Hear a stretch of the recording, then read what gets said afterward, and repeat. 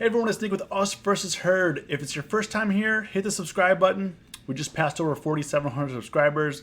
The UVH fam is strong. If you want to get notifications from when we go live, tap the bell.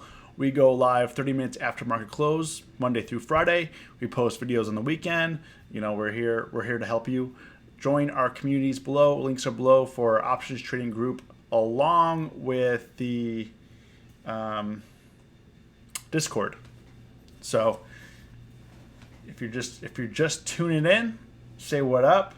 Richard, my man, thank you so much for the $10 donating pre-stream. You got Cat paying you mad dollars. At least someone's getting paid off Cat. I tried to get paid off Cat and they said no. I see FC here. Jedgowski, what's up, Jed? JDM. Ray Lee, what's up? Josh, Hamed, Ali, Ben, Richard, of course, Mike Matthews, Callum, Eamon, what's up? Micah got paid. Nick gets paid off Cat too. I need to get paid off Cat. Well, Richard pays. I get paid off Cat indirectly when Richard sends me a donation. So, you know, I'll put your earnings, your donations towards my next Cat play. If you made money today, comment got paid. If you lost money today, comment learned a lesson. Drukpa, glad you're here, man. You're a day one supporter. If you guys don't know, Drukpa was on my very first streams. He was like him and one other guy, pretty much. But Micah, there was no paying today, only paying. Sorry to hear. Josh got paid, Callum got paid, Jed got paid, but learned a lesson. Yeah, this week has been definitely tough. I would say this week was tough, starting with Monday when they just took the theta out to the woodshed and just whacked it. Luckily, I had some small positions on, but you know, no one wants to start off Monday losing. You know, usually. Maureen, how you doing? Clint, what's up? Carmine, made it. Welcome. I made it too. I wasn't sure if I was gonna make it. You know, right when I was getting back, there was like a terrible accident, like a 5-car accident. Almost didn't make it through. Learn lessons. What's up, Byron? Making and learning, Carmine. Nice. Alex, what's going on? We got a busy stream here today. That Ripper brought my small account back to the green for the year. Yeah. Today was definitely very interesting. I closed up on the day 164 per account. You know, it's good and it's bad, you know. So between 4 accounts, I'm up a little bit over $600. But on Monday I lost $150 per account. Then Tuesday I think I lost $1.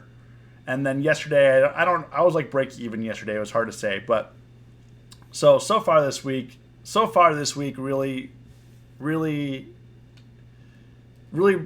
break even at best. And I think that I had some amazing plays today. I mean, in this week I had some terrible plays, and I had some trades that I wanted to put on, didn't put on, that would have made me money. And I think that really just trying to focus on, so far in January, I would say January right now I'm like break even for the year. You know, the first 2 weeks I didn't really trade a whole lot, but didn't really come out on top. And really so far into the year, I mean, we're at, let's see how many. I mean, we're only 17 days in, but as I said on my stream on what day was that, January 1st or 2nd, something like that. I was trying some new things out. So I've been trying some new things out, trying some new trades, but at the end of the day, we're sitting at break even on the year, which, I mean, it's not terrible. I'd rather be break even than down on the year, but definitely not something. So, you know, after getting out of my positions today, really going to try to refocus and realign what we're going to do here. But let's get to some of these plays here.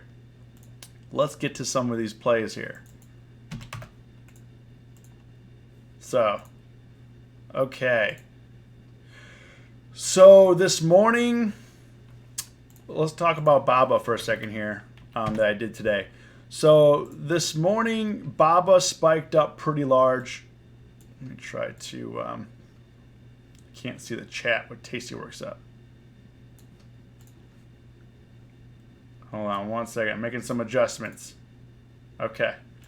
Okay, we can see the chat now. So this morning, I put a Alibaba position on, and that's actually a bearish position. And if you're looking here, I bought the 152.50 put and the 157.50 call for $1.29.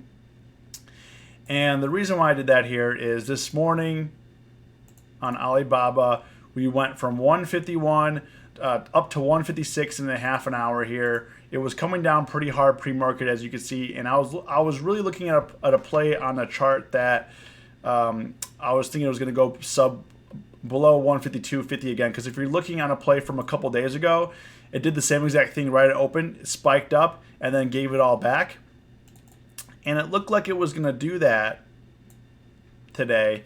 So I bought the 152.50 call put and the 157.50 call, and that was going okay. It looked like we got the pop, then it looked like we get the drop, but then it really didn't do anything. So when the news came out that the Chinese representative is going to go visit the White House, and anytime tariff news or Chinese news comes out, the last 10 times, the last 6, maybe, I don't even know how many times. This happened a lot. But anytime they say, hey, we're going to make a deal with China, but nothing is in stone. There's nothing signed, nothing dotted on the line. It's a sell the news type of event. So if you're underwater on your trades, or if you're looking to short some pops, or if you're looking to get into some new positions, or if you're in trouble with some positions, you don't get greedy on those moves. You don't get greedy because every time, if you go back the last 5 times it's happened, I think Trump just does these when he wants to kind of prop the market up. But every single time we get popped up, we actually end up being way lower. We fall harder than we did before. If he were just going to leave it alone. Now, so I made some quick dollars here. So I opened that up at 8:44 in the morning. I thought that I caught the top on that, which it did look good. Right here, right before this bar closed, I pretty much timed it pretty perfectly. 8:44, I closed it out. 8:45, the new candle opened up, and we were starting to make some money, and it just didn't go anywhere. And then the news came out, and we instantly popped up to 158.55, and we dropped back down. So on that pop, I exited it out. I put it on for $1.29. I sold it for $1.95. So nice little quick money. Opened at 8:44 a.m. sold it at 1:46. So nice thing. That's why I like to play BABA right now, and I know that some people like to play Cat as well, like Richard. But I was playing BABA because I like to have a BABA position on due to this tariff and trade war going on. Because whether they announce it or not, there's gonna be movement on these stocks, and Alibaba is one of them. So that was my first trade that I opened, not the first trade that I closed. If we go into then GS, let's talk about GS here. Was my second trade that I closed here. We'll go back to yesterday just so you guys can see the entire trade. So I opened a strangle yesterday. I opened the 195 put and the 205 call, and it cost me $1.66. I closed it out for a 302 today. So almost a 100% gainer. But if you're looking at GS here, I mean, this was just crazy.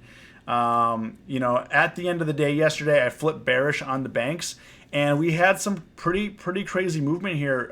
GS went up to 198, then back down to 194, and then it started to head lower. And I sold my position today at 903.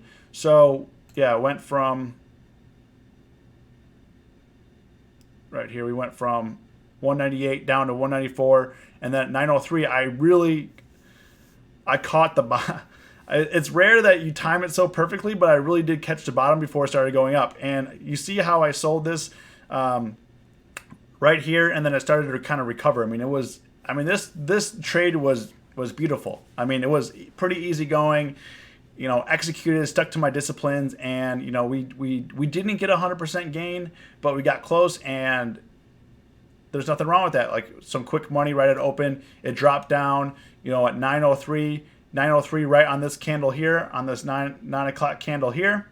Sold it. It was like 193 something. It did actually drop a little bit lower before recovering, but when a stock goes from 198 to like 193, especially GS, you sell. And I'm glad I did, because if you're looking at this now, you know, I sold it for 302. But I have the 195. Let's see what it would be. It's, you know, GS recovered back up to 199. You know, as you can see here, GS came back up to here. But if we go into, let's get the 195 put and the 205 call, I'll show you how much money that's worth now. 30 cents. Literally 30 cents. You know, I sold it for 302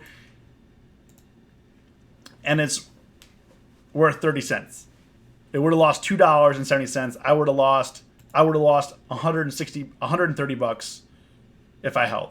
And thinking that, you know, and that's why like hope doesn't pay. When you hit targets like this, that's why hope doesn't pay. When you hit targets, you stay disciplined, you exit. You stay disciplined, you exit. You take profits, you redeploy the capital. You know, like I said many times, it's a lot easier to redeploy profits than it is to redeploy losses, because as your account gets smaller and smaller, you run out of things to deploy eventually. Eventually, you go down to zero. And in this case, like if you were to get greedy, in this case, you could have said, you could have very well said that, you know, Goldman Sachs had the best day in 10 years. You know, if you're looking at these two, you know, it broke the 194 area. It's going to go down to 190, maybe 185. And yes, it could have. And I could have left a lot of money on the table. But in this particular circumstance, discipline paid off. And like I told you guys many times, when you stay disciplined, it pays off over the long term. You may feel bad if this went down to like 190, 185. You're like, man, I left $1,000 on the table. I only made $150, you know, or whatever. But over the long term, it adds up. The discipline's going to pay out more than you've left on the table. Like if I literally would have lost 95% of this if I were to hold. And due to theta, these expire tomorrow. And when things are expiring tomorrow, you gotta be very careful. I mean, this is worth 30 cents. I bought it for 166, sold it for 302. Now that spread is worth 30 cents. So, you know, you got to keep that in mind. I mean, yes, there's an opportunity for selling options in here, but since I already had the position on, you know, that's what it is.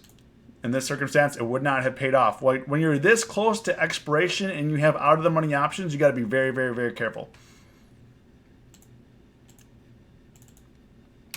Sorry if that was a bit intense. Got a little excited there. I've been redeploying profits into losing trades.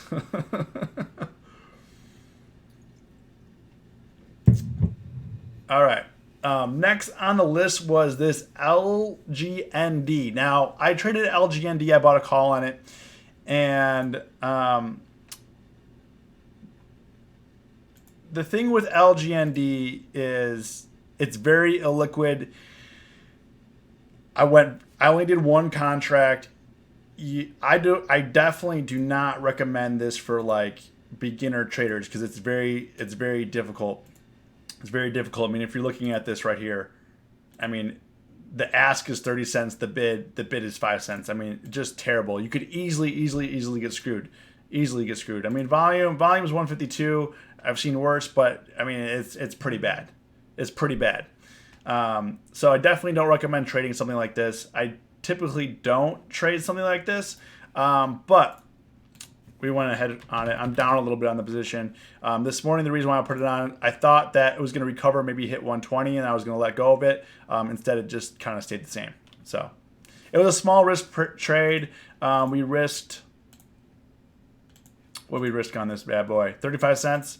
So it was a smaller trade. We risked 35 cents. Thought it was going to rise up to 120. It didn't. That's the way it goes. It was a Citron downgrade. I get that this company may be a scam or whatever, but usually Citron, I would say Citron's wrong a lot. So that's why I put the trade on. CGC. Okay, CGC is definitely interesting one that we played today.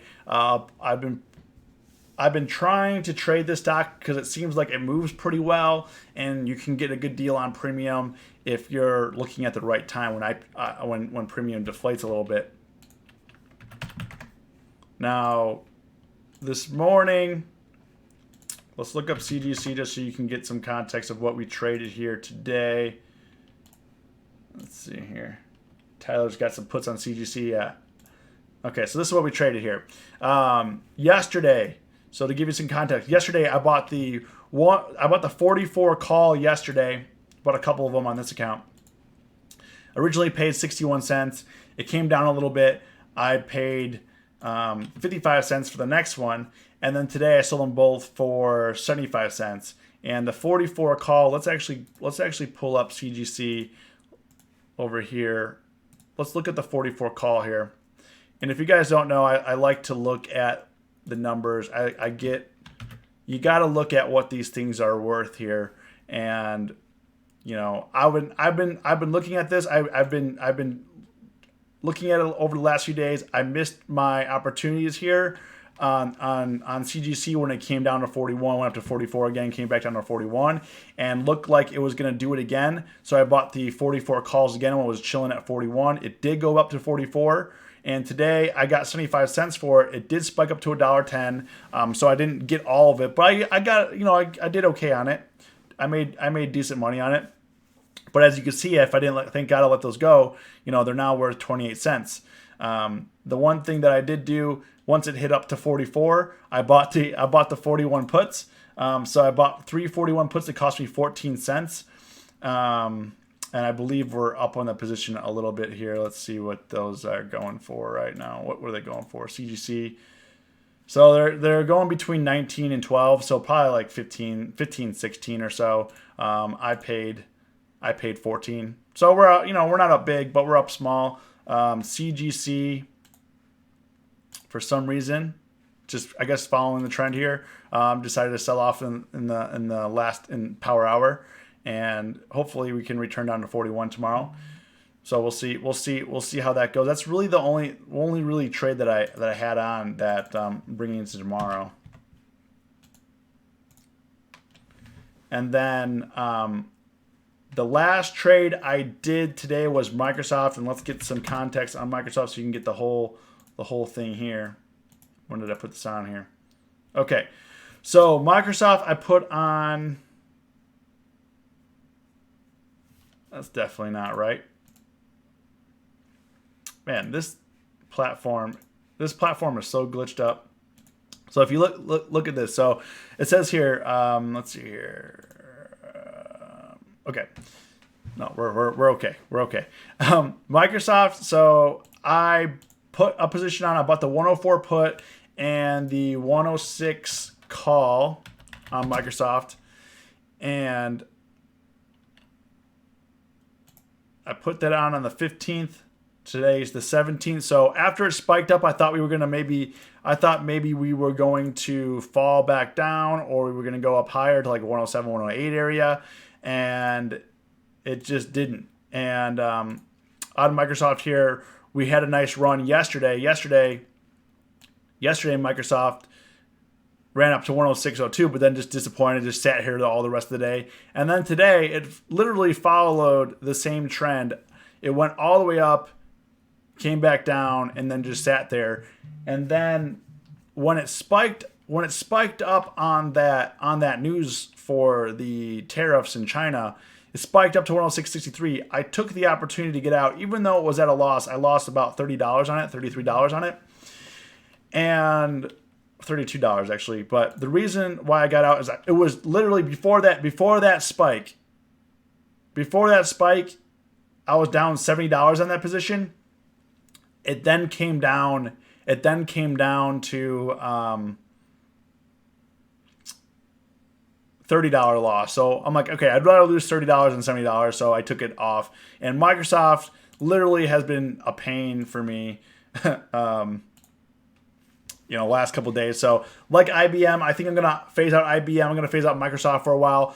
I've milked them for long enough. Like over the last couple of months, I mean, I've made quite a bit of money on Microsoft and IBM, but when it gets harder, when the juice gets harder to squeeze, you got to leave. You got to trade some other stocks. That's why I'm adding CGC in here. That's why I traded CAT. I will talk about CAT as well on kind of what was going on. Kyler, I use both. I have both cash. I have margin and cash accounts. But CAT, let me talk about CAT. Very interesting on this. It was good in terms of risk management, but let's look at CAT. Now, Caterpillar has literally been one of those stocks that has been playing off. We've been talking about it. It's played off this 130 drop. The 130, it would rip up, come back to 130, rip up, come back to 130, rip up, come back down to 130. And you guys get the idea here. Until today, we had this massive. If you're looking at CAT here, we had this massive. It was pretty much doing the same thing. Dropped down to 129, came back up above 130. Was looking to go back down probably to like 130 area. If we did not have that news, and you can't predict the future. You don't know when the White House is going to do something. You don't know when a company is going to do something. So that way, you can't hold and hope that something happens, because most times it'll just go to zero and you'll lose your money. So on my end, I was managing my risk. We did the math the other day. I lost $100 on Caterpillar on all these trades here. But if you're looking here, I had the 134 calls. I originally bought the 134 calls. I think my average was 70 cents. I had one, and then I bought another one for 30 cents, and then I sold them for 25 cents. So I got like $50 back. So it didn't really do good. But if you're looking at these calls today on CAT, because they were not anticipating this move here. So I sold them yesterday for 25 cents. And today they went as high. They were as low as 7 cents today. And as you can see here, like I was talking about, because these expire tomorrow. When things are expiring tomorrow, you really got to manage your risk. And as you can see, I sold them for 25 cents yesterday, and that was actually a good deal because without this news event, these were practically worthless. They came all the way down to 7 cents. They went from a low of 7 cents to a high of $2 in 30 minutes. It hit a new all-time low, because as you can kind of compare this, and this is how you learn option pricing. Because you compare the option to what the stock is doing, and that's how you learn how to trade the underlying, which is the stock. If you don't know what that is, the stock is the underlying. And as you can see here, this thing was just dying another slow death all week, just dying another slow death. And then we had the news. At this point, it was hitting a low. As you can see here, I hit a weekly low on these calls for 7 cents, and then it spiked up from 7 cents, within 30 minutes to 68 cents, all the way up to $2 when it hit a high up here at 135, and then it came down to 88 cents because now the 134 calls are in the money. Would have definitely paid to wait, but did it really? What if there was no news event? You know what I mean? What if there was no news event? Then I would have lost the remaining $50 that were in here times 4. So I would have lost an additional $200 on my accounts. I really wasn't looking to do that, and you really can't. You don't know when news is going to come out and tomorrow's expiration. And I don't feel bad that I sold. I feel good that I managed my risk because, I do hit trades like this from time to time. But I also know what could happen. This could have easily went from 7 cents down to 0. This could have never happened. All this could have never happened, but it did, which is very interesting. But it definitely shows you the power of options, but also you got to be careful not to lotto play. It's not going to happen again like you think it is. You're not going to be like, oh, next time CAT's at 7 cents on an option, I'm going to buy it. It's probably not going to go to $2. You're not going to be like, I'm not going to load in $1,000 trade on 7 cent options and then hope it goes to $2 because it's probably not going to work out. But I'm slowly starting to figure out the best time of days a week to strangle it after all my losses. Yeah, JDM. Most of my gains are Wednesday, Thursday, and Friday. Monday and Tuesday, I gotta kind of figure something else out. Like Monday and Tuesday. So a little bit something I was talking about. So a couple months ago, I was on a losing streak on Fridays only. I'd win Monday through Thursday most days, and then Friday. Every Friday, like 5 Fridays in a row, I'd be on a losing streak. Now, last 3 weeks, which is probably the reason why I'm break even in January. Monday and Tuesday, I suffer losses, and then it picks up Wednesday, Thursday, Friday. So tomorrow, if things work out with the positions that I have, we'll probably be green because right now I'm basically break even on the week.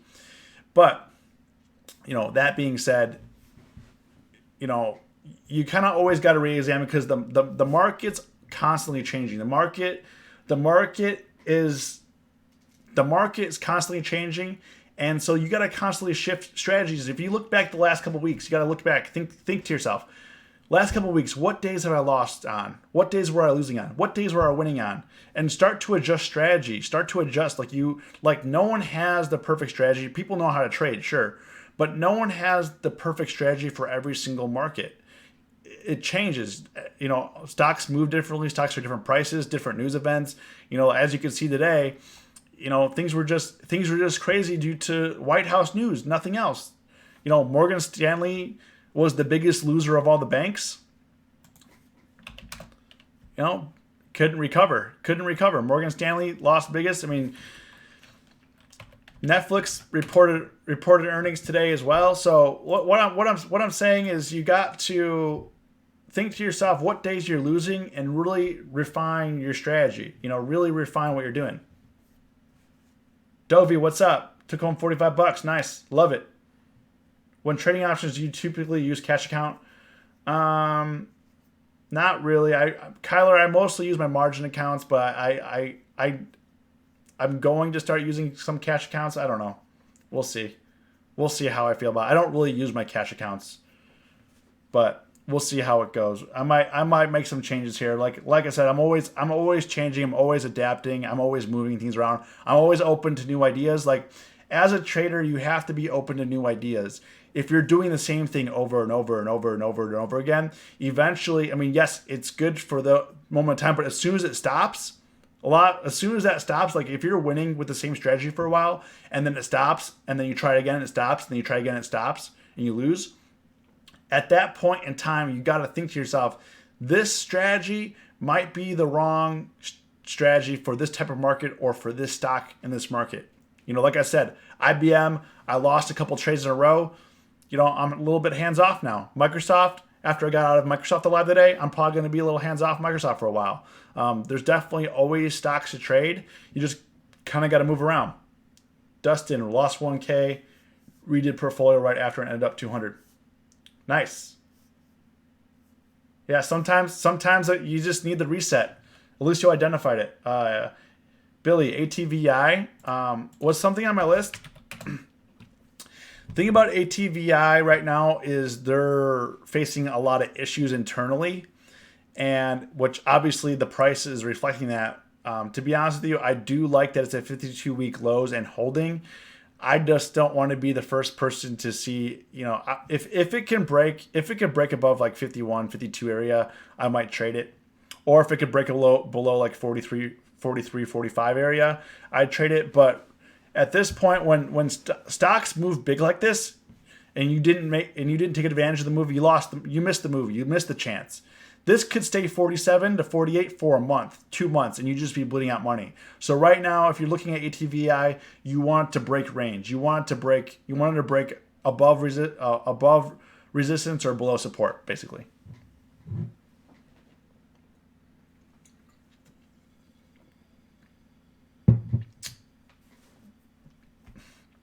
Going through some of these. MS paid me T5, nice. $55 on Morgan Stanley. Yeah, that was a tough one. If you're new here, say what up. Definitely want to meet you. I plan on shorting ATVI again for earnings a couple weeks. Yeah, Kit. I think there's a trade here. You gotta wait for the catalyst. GE. So GE So I had a pact with you guys that I wouldn't trade GE until it reached $10, double digits, because I generally don't trade single digit stocks, right? And it kept knocking on Nine's door, and it kept getting rejected. So I'm like, okay, I'm gonna break my pact and I'm gonna trade it. I'm gonna buy the $8 strikes, and then today it finally bust through. GE looks to be, obviously looks to be recovering, but it's still, this could easily get smacked down. Like, this thing could easily open tomorrow down 30 cents. So I'm not really too worried about it. And if it gets up to 10, if it gets up to 12, probably short it again. I made one of my bigger trades last year. I did make about 600% on a GE trade, so that was nice. So me losing a little bit here and there on GE shorting it, but I'm still bearish on GE, mainly due to the business itself. If people think it's leveled out, you got a lot of Robinhood traders thinking they're buying they're getting a good deal on a well-known stock. A lot of times that's what it is. I would love to trade with you live. Yeah, I don't have live trading set up yet. I don't know. I didn't know if that would be something that you guys want, or even it's kind of like when you were put on the spot, like how would I perform? I don't know. It's like, doing the recap and stuff and talking about the day has been good, and I think it's been a good experience. I think for me, and also you guys seem to be responding to it pretty well. Live trading, I don't know. I don't know if that'd be like a lot of pressure. I feel like a lot of people would watch it, but I feel like it would be like a lot of pressure, But it could be fun. It could be maybe I'm missing out on something. Like I was missing out on Discord, and you guys said launch a Discord, and then we launched the Discord, and it's been great. I didn't know what I was missing out on. I guess I'm ignorant to some things.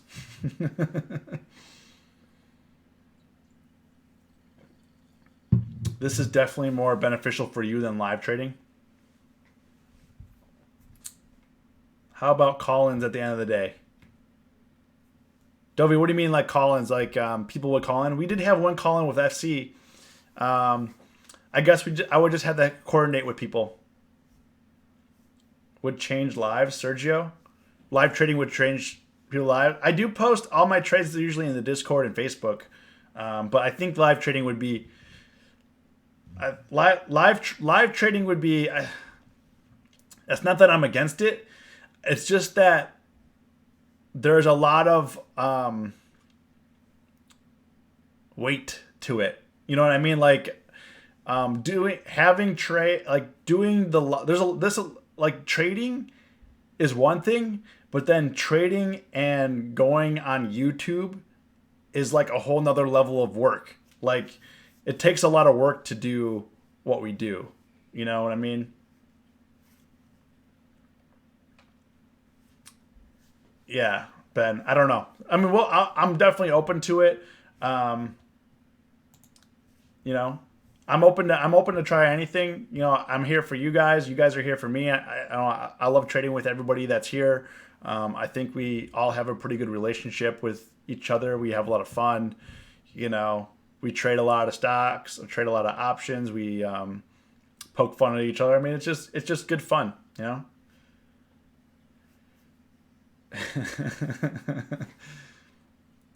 Yeah, I mean, like overall my trades make money, but then there's some trades that like maybe people, I don't know, the whole alerts thing, like even posting my trades, I know on YouTube I need to be transparent with you guys, but the whole like alerts and getting people to copy those trades and I'm definitely against that. But at the same time, I need to be transparent and show you guys what I'm trading, which I do show you every day, and I do post in Discord and Facebook what I'm trading.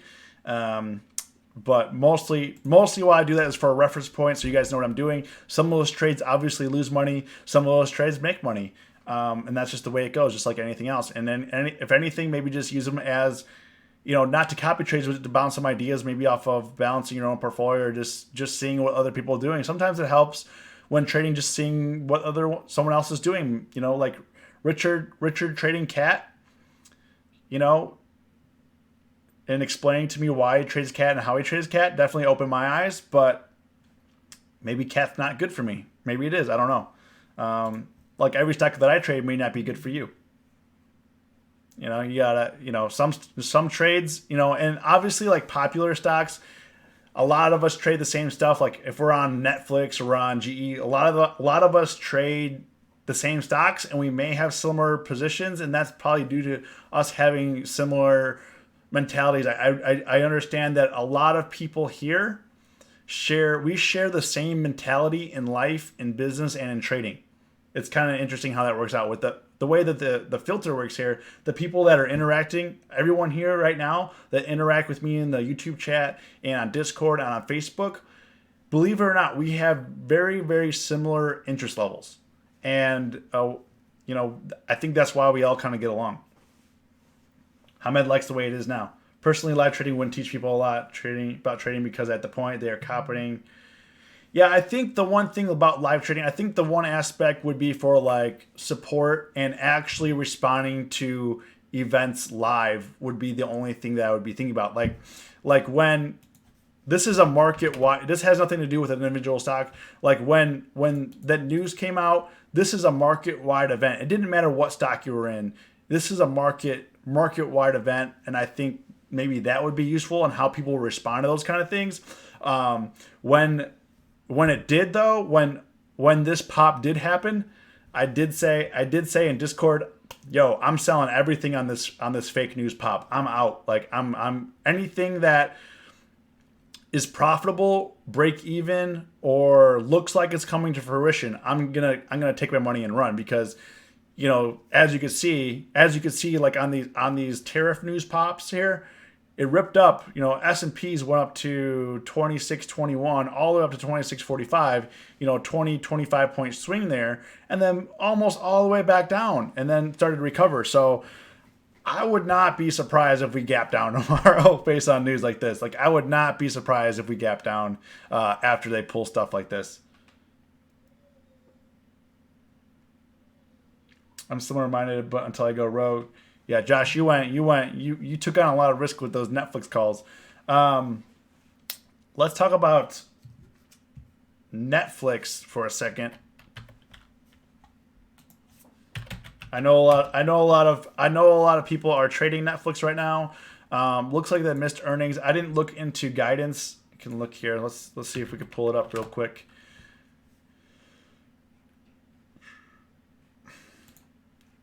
All right. Let's pull it up.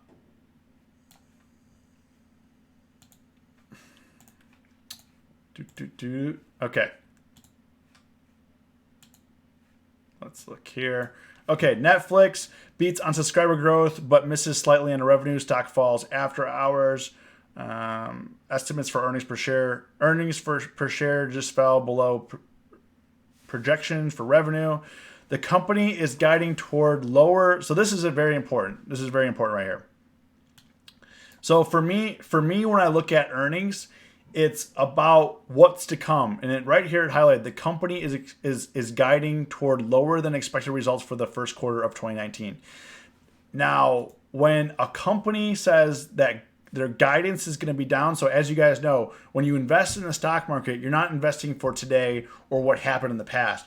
You're investing, when you're an investor, you're investing for what's going to come in the future because you want to grow your money, right? And the way to grow your money is when a business does well. When a business does well, you get rewarded. When a business does poorly after over a period of time, you lose money. The company loses money and they pass it down to the shareholder. When the company makes money and they're doing well, they pass it on to the shareholder, and you get rewarded that way. But they're saying guidance is going to be down. Subscriber additions for the quarter came in just above Wall Street estimates. So, you gotta be careful. You gotta be careful when guidance. A lot of times when stocks beat earnings, but then they issue lower guidance, the stock usually drops. It's very dangerous. And for people that are shorting, like my man Frosty in Discord, he had the 350 puts or 340 puts, something like that. You know, at this point on Netflix, after a run like this, we're at 340 right now. It didn't drop that much. You know, we're only like on the 1 year chart, we're only like right here. You know, a week ago it was 300, you know, to put it in context for you. So we could definitely come back to 300 to 280. And tomorrow I will be looking for a day trade on Netflix, just a quick flip, scalp. You know, last earnings, I had a video on it. I did about 300% profit in 30 minutes on Netflix after earnings. I already traded Netflix before earnings. I typically don't trade during our earnings. Okay, FC, he got the 350 put. Nice. So, you know, he's going to be making some money tomorrow if we open like 340, you know, which is a very good possibility. 340, 335, even more money. Obviously, you can't get too excited. Like if you have puts right now on Netflix, you can't get too excited because we have all night and we have all pre-market. You know, pre-market starts at like 3 a.m. Central.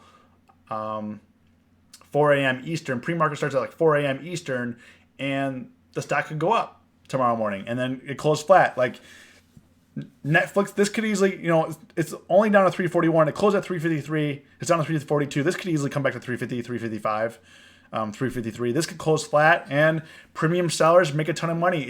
It's pretty. When I do sell premium for earnings, I like to do Thursdays. They do Thursday in action because then Friday you not only get the event over with, you get the IV crush, but then you also get the theta crush because tomorrow's Friday, expiration Friday. So IV gets cut and theta, you make a lot of money faster, and premium sellers are going to be making some money on this if this is open flat. And what was the expected move on Netflix here? Okay, the expected move right here on Netflix was $30, as you can see here, and so far it's only moved 10. So 10 or 11 bucks. So right now, premium sellers are winning unless you bought like in the money puts or something like that. But just so you know, if you're not like deep in the money, if you're like riding at the money or just like, you know, if you have these Netflix puts that are just like right here, right now they're worth like $10. Like let's say it opens up here tomorrow, at close they're worth like $10. They're probably gonna be up tomorrow. But just so you know, if you're like at the money, like if you bought these 340s and you're just right here, and it opens right here, you're gonna be down. You know, you might even be down tomorrow. I mean, it looks like it goes your way, but it really depends because there's a lot of factors on if that IV crush happens right at open or if it happens 30 minutes after open. But being a Friday, things are gonna get crushed pretty fast. Are you buying puts in Netflix? King Jacob, I don't know. I'm going to go with where the price action is. If I'm looking on Netflix tomorrow, if it goes below 340, definitely would be a little bit bearish. If it's like holding here, like it didn't drop that much. Like the expected move was $30, it's only dropped 10. If it's holding and it goes back up to 360, obviously you're gonna want to do calls, or maybe because things, you know, I'll wait for things to get a little cheap, but maybe I'll do like a bearish strangle or bullish strangle or something like that. You know, play it safe. Or maybe Netflix opens up tomorrow and doesn't move at all, which could happen. I've seen it happen a lot of times where like, people are like, oh man, we gap down, and then it stays flat. The rest of the day it goes to zero. So a lot of things could happen. So it's hard to speculate. You can't just speculate on things like that, you know? I'm gonna sound like Nick, hit that like button. We got 60 people. Appreciate you guys. Yeah, I mean, if you guys are here liking the content, hit like. If you don't like the content, dislike and leave. Thanks, Marion. Appreciate it. Conference call, 3 p.m. Yeah, I'm not sure when the conference call is on that one. Can you sell pre and run? Sergio, you can't sell options, so that kind of sucks. I don't know if it would be, the thing is, I actually kind of like that you can't trade options outside of market hours. normal market hours, you can't trade it pre-market or after hours. And the reason why they don't allow it is due to supply and demand. Obviously, like after hours on stocks is very low volume. On TD Ameritrade and Thinkorswim, you can actually now trade certain ETFs like SPY, QQQ, 24 hours a day. However, just understand what you're getting yourself involved into. It's very, very, very low volume. And I think that if they allowed options trading after hours and pre-market, yes, you'd be able to take your gains on Netflix and stuff like that. But at the same time, I think a lot of people would lose a lot of money. It would be very, very easy to lose money. Yeah, if you're a binary options trader like Kit says, and you want to advertise, you could leave too. Got to leave early moving. All right, Dobie Shotgun, glad you're here. TGT Target. Billy, oh, we got that one disc like. You know, if we can't have fun here, then like, well, really, what's the point? You know. I just like to have fun. I like to trade. It's fun. Hanging out with you guys is fun. You know. I like to joke around. Target. So Billy, Target is in a descending pattern here. Yes, they reported better holiday sales. However, they didn't have earnings yet. They just had earnings in November, so they're probably not due till February or so. But if you look here, we had the gap down. We had the gap down in earnings. Hasn't recovered. This high here, and then we have a lower high here, and it looks like if this becomes a high right here at 69, we're pushing lower. It could definitely revisit 60. I don't know how that compares to Walmart. What's Walmart? Walmart's recovering, so that's kind of interesting. So Walmart's recovering with the rest of the market. Meanwhile, Target is not. However, Walmart last earnings, Walmart went down as well, but not as bad as Target. So I think right now Target's in a descending pattern based on making these lower highs. Oh, whoever disliked, undisliked.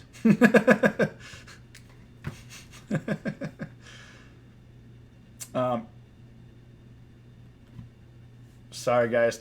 TD Ameritrade, call it back now. Hope it wasn't a margin call, man. Humanity. Let's end the terrace tonight. The wife is going to the spa. I'd like to pay for it with my Baba position. Sounds good to me, Josh. Except I exited. I'll get back in on Baba next week. One more. Eric, I'll check out OZK, and Chet and I'll check out JPM. One reminder for you guys, if you guys don't know, Monday, Martin Luther King Day, markets are closed, so adjust your positions. We got 4 trading days next week, so keep an eye on that. Okay, OZK. Let's see what we got on OZK.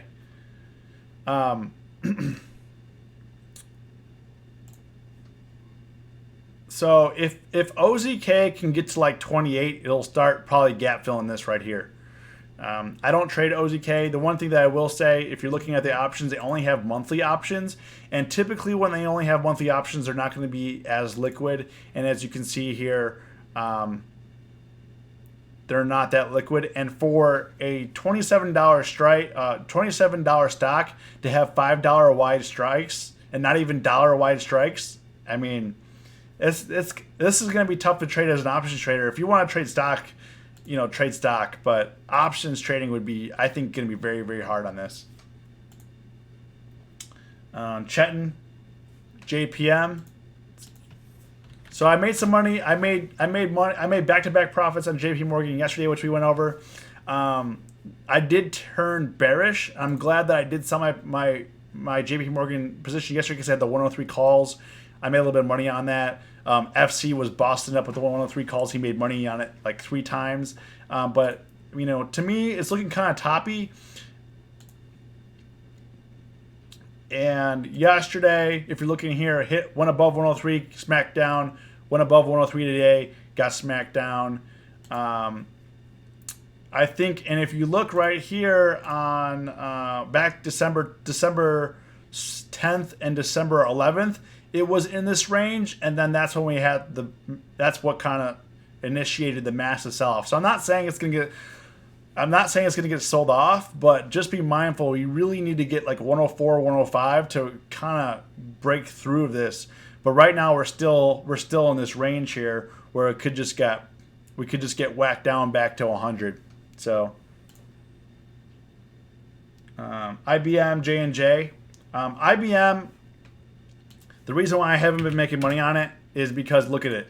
It's been chilling, doing nothing. So Ben, I would say for IBM, just be careful with it. Their business hasn't been doing that well, and as you can see last quarter, we gapped down here last quarter. The quarter before that, gapped down on earnings, and then the quarter before that, gapped down on earnings. However, just because there's a trend here, for the last 3 quarters we gapped down on earnings doesn't mean that's going to gap down again. It could very easily reverse. So just be mindful. Yes, it could be an easy gap down. Could be very easy gap down. But, just be mindful that, it's like the time that Apple had Apple's had 12 quarters in a row of gapping up, and then that one quarter they didn't, and a lot of people lost their shirts on that. Yeah, what's his name? YouTube put a video out about using profanity in the videos, so I just had to use shirt instead of something else. You get demonetized if you swear in the videos, I guess. Or so they say. Or at least they said in the beginning, and we're like 50 minutes in. But either way, it's best not to. Keep it clean. J&J. J&J. J&J, the same. It's hard to say what J&J is going to do. They've been chilling like IBM. However, they had that talc incident, where they went from 148 down to 122. If they report good numbers, people are going to forget about the talc incident. If they report good numbers, probably be all right. And they've seen to be doing all right in 2018, even though the market was going down. Coke. I wish Coke. If Coke would sponsor me, I would really appreciate these. These are the Refrescos, made in Mexico, right here, glass bottle. Get these from Costco. Coke, if you're watching this, send a case, bro. Square, Richard.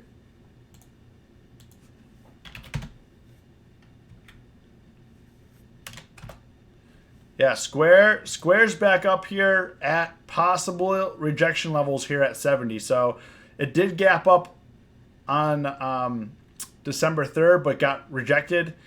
Definitely be mindful of this. I think this is going to be a very good trade going. I traded Square a little bit last week. I didn't trade it this week. Next week I think would be a good week to trade Square. For me, I love trading support and resistance trades. So lost some on ACB. What's in my watch list for tomorrow? Shreep. I think I'm pretty much just going to trade Netflix tomorrow. I exited some positions. I have a couple positions on. I have CGC. I got Bank of America going into next week. Bank of America also, if we're talking about banks, definitely surprised me on this run up. I have the 28.50 put and the 30 calls. I didn't, I was making some money here because I was in the money this morning, and then it just was all day, nonstop on Bank of America. However, probably should have known this was going to happen, but if you're looking here, we have a potential triple top here, so could definitely get rejected hard. So I don't have the Bank of America is not expiring tomorrow. I did put the 30 call in for protection, but the 30 call will only make money if we can break above these resistances here. So I honestly think we're going to come back to 28, 27.50. I wouldn't be surprised if we had a gap fill here before going higher, but at the end of the day, we'll see what happens.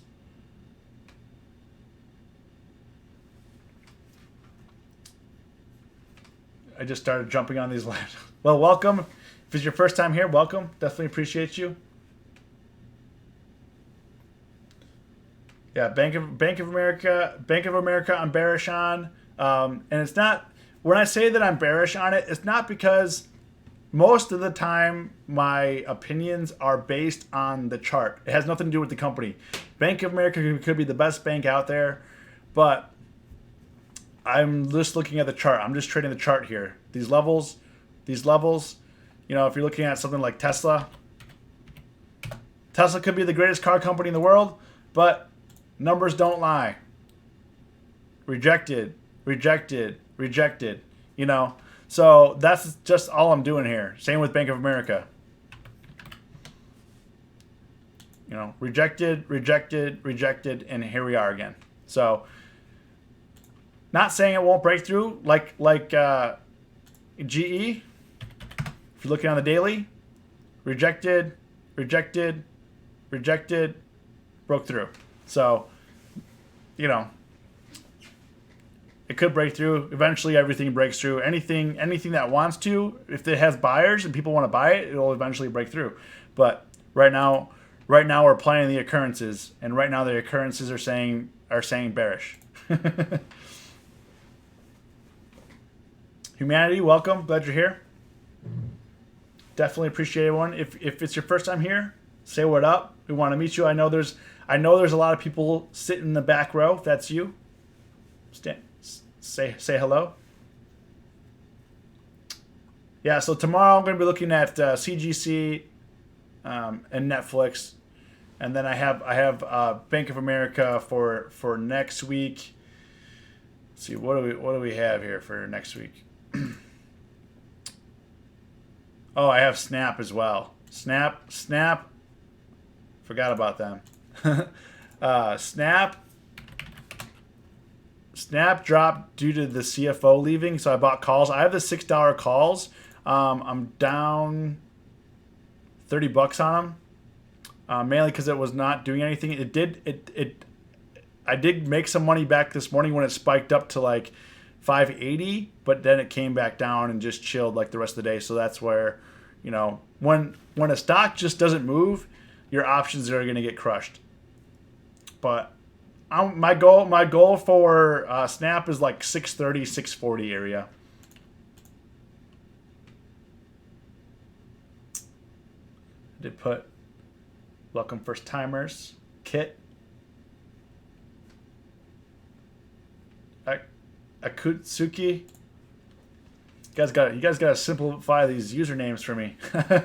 I definitely struggle with pronouncing a lot of the usernames. I try my best, so if I mispronounce, definitely apologize. I don't mean to do it on purpose.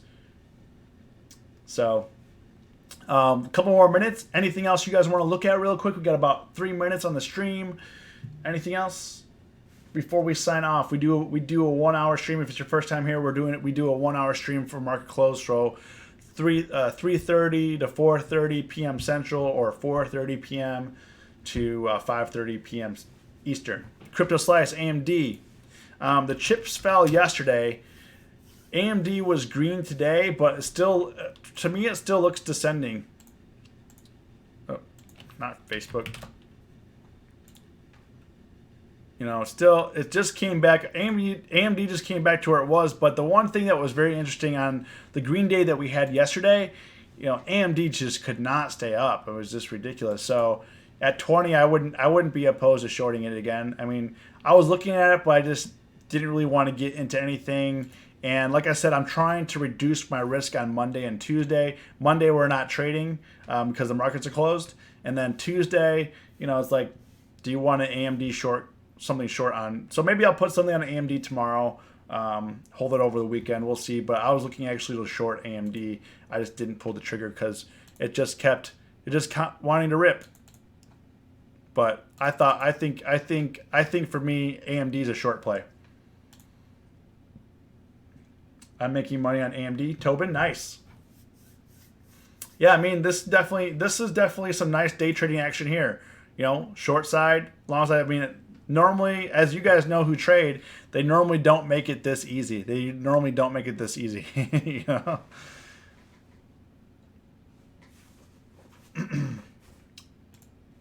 So anyways, everyone, glad you watched. If you like the content, hit the like button. If you want to get connected to our communities, the links are below to Facebook and our Discord. I suggest you getting connected. Feel free to ask questions. You can ask questions here at any time. You can ask questions on Facebook, ask questions on Discord. I try to get to everybody on those platforms. But if I don't, a lot of people here in our UVH fam will answer most of your questions. I mean, everyone here wants to learn and grow. So, Richard, again, thank you so much for the $10. I really appreciate you. Linda, take it easy. Elvis, I did not talk about PG&E. I guess we could save that for tomorrow. So we're going to sign off. So you guys have a great rest of your day. Take care.